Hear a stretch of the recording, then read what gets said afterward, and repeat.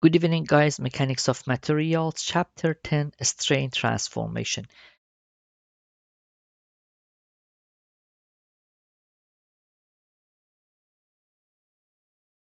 In this example, we do have a solid square plate of ABCD deformed like dashed lines, and we want to calculate the normal strain in diagonal AC. AC after deformation moves to AC prime, and we want to know what is the strain in longitudinal direction of AC.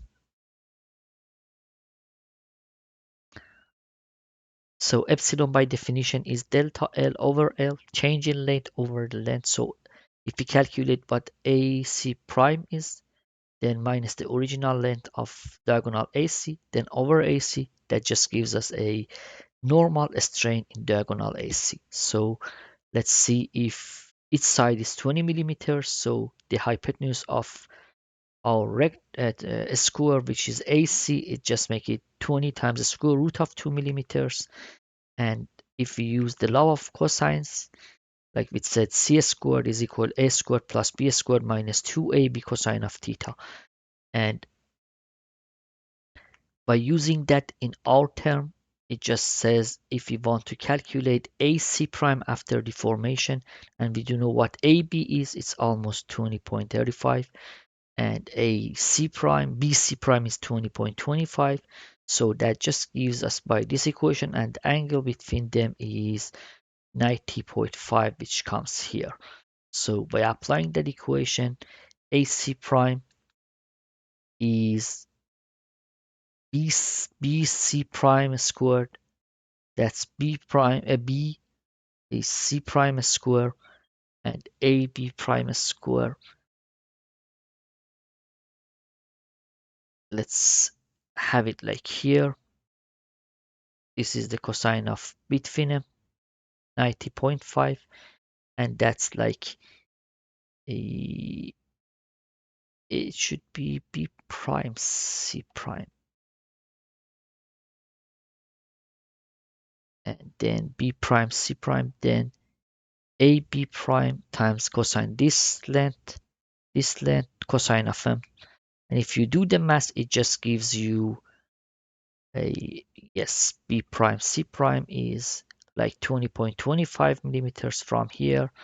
And then the other one, AB prime is like 20.35, which is provided here, minus 2 times those length time cosine between them, and it just gives you AC prime. The deformed diagonal is 28.83 millimeters. And then if you know what AC prime is, and our AC original was 20 point square root of 2, which is 28, and then a strain is delta length over length, AC prime minus AC over the original length.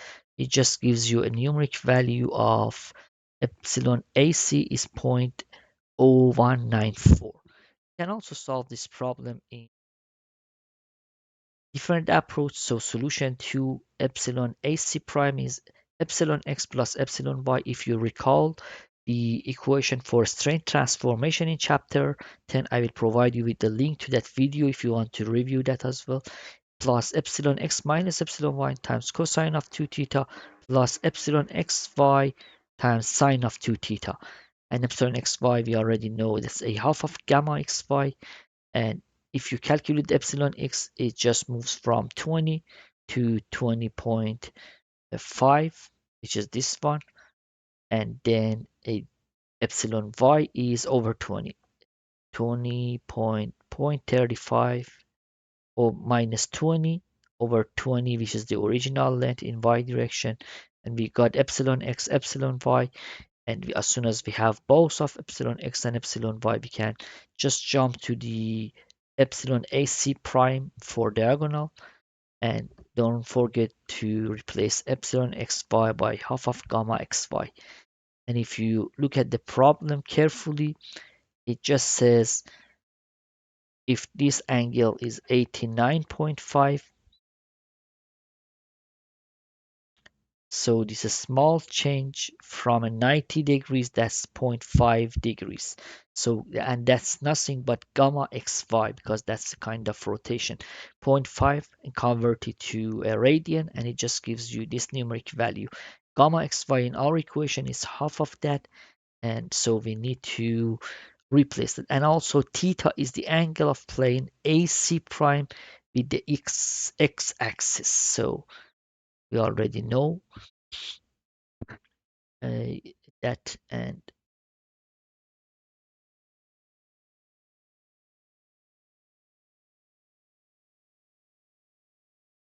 we already know that, and that's a 2 of that, it just gives us 89.5. Gamma xy, we already know that. Epsilon xy, it's half of that numeric value. We do know what epsilon x is, epsilon y is, gamma xy, and also by replacing each term in the equation and using the sine of 2 theta like this number, it just gives us 89.5.